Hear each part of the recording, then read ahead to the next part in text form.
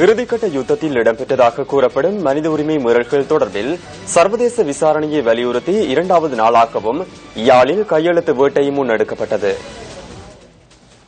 சர்வதேச பொறுப்புக்கூறல் பொறிமுறைகளுக்கான தமிழர் செயற்பாட்டுக் குழுவின் ஏற்பாட்டில் யாழ் மத்திய பஸ் தரிப்பிடத்தில் இந்த கையெழுத்து வேட்டை நேற்றைய தினம் ஆரம்பமானது.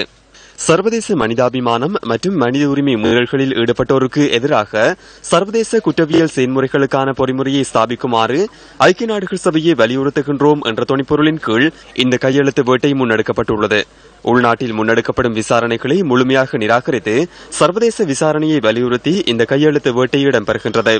2வது நாளான இன்று யாழ் மாவட்டத்தின் திருநெல்வேலி, பொன்னாலை, பருத்தித்துறை மற்றும் யாழ் நகரம் ஆகிய பகுதிகளில் கையெழுத்து சேகரிக்கும் நடவடிக்கை முன்னெடுக்கப்பட்டது.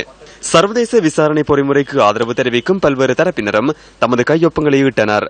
தமிழ் மக்கள் பாதிக்கப்பட்ட மக்கள் என்ற பெயரில் தமிழ் மக்களுக்கு எதிராக நடைபெற்ற சர்வதேச மனித உரிமை மீறல்களும் சர்வதேச மனிதாபிமான சட்ட மீறல்களும் விசேஷமாக போர் குற்றங்கள், மனித குலத்துக்கு எதிரான குற்றங்கள், இனப்படுகொலை போன்ற குற்றங்கள் தொடர்பாக நமக்கு ஒரு உள்ளக விசாரணையிலே நம்பிக்கை இல்லை என்றும் உள்ளக விசாரணை நடாக்குவதென்றால் ஒரு உள்ளக பொறிமுறை ஒன்றை உருவாக்கி அந்த பொறிமுறை ஊடாக தமிழருடைய பொறுப்புக்கூறல் தொடர்பான நடவடிக்கையை மேற்கொள்ளுவதென்றால் இயற்கை நீதிக்கு முரணான ஒரு விடயமாக நாங்கள் அதை பார்க்கின்றோம். குற்றத்தை செய்த அதே நபர்கள் தங்களோட குற்றத்தை விசாரிக்கிறதை ஒருபோதும் ஏற்றுக்கொள்ள முடியாதென்ற அடிப்படையில்